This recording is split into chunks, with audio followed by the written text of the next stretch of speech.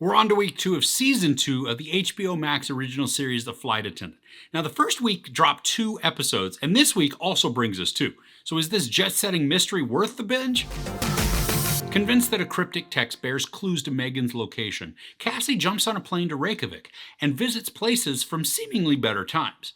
Back in LA, Annie fumbles her way through meeting Max's parents for the first time, but a far worse encounter lurks for the couple. Cassie also learns her double is creating more issues for her that may just become insurmountable. So this is going to have some small spoilers from the premiere episodes, but I'll be staying away from any of the current episode spoilers. Cassie's now living in LA and sober, which is a struggle.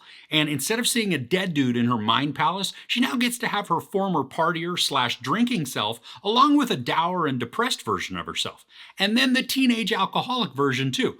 They are all taking up space in her mind palace, and none of them seem to be the type of encouraging help that Cassie really needs. This does provide some good opportunities for chuckles though, and I love the way that Kaley Cuoco interacts with herself. The show edits the pieces together to make for very witty and often biting conversations. And Cassie finally tells Annie that she's working as an asset for the CIA, which then enables Annie and Max to help her work the case Cassie's not supposed to be working. The mystery portion of this is fun, and because of the lounge act spy theme music that just accompanies the show, it makes for some lighthearted feelings even when the story elements may be dark or dire. In these current 2 episodes, we get to see Cassie barely hold it together as she works to figure out what Megan's message meant. And because she's obsessed with the mystery, but also completely just over her head, she impulsively travels to Iceland. I'm really enjoying the sobriety struggle that Cassie is going through.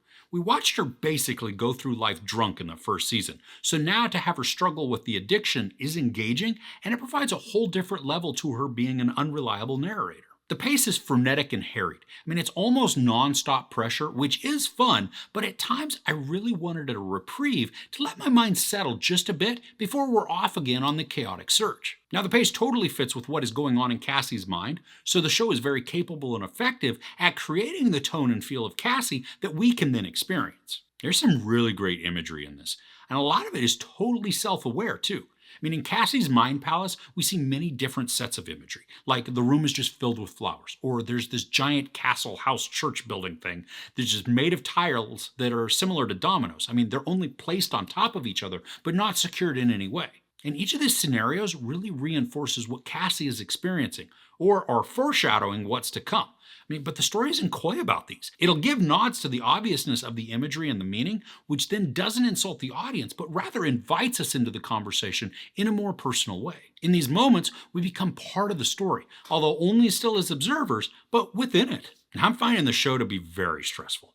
Just about everything that happens seemed like it has a dire consequence to it, or at least the threat of something less than desirable as the outcome. I'm invested, so that's a good thing, but I really would like just a little calmness here and there to take me on a ride that is filled with ups and downs rather than a breakneck sprint into the fray. It hasn't happened yet, but I can imagine that at some point my brain is going to begin to ask, at what point does all of this lose grounding of plausibility?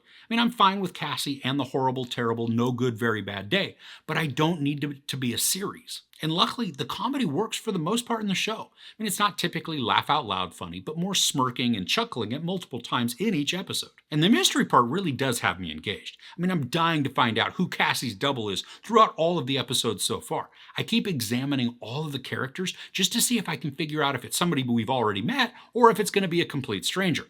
And I love that the story has me captivated like that. Now, as much as I really enjoy the score in this show, there were times in these episodes where it felt a bit overbearing, like it kept increasing in volume well past what was comfortable. I like my shows loud because I like to hear the sound design when it's present. I want to clearly hear dialogue as well as the score, but I also don't want any of those to become distracting.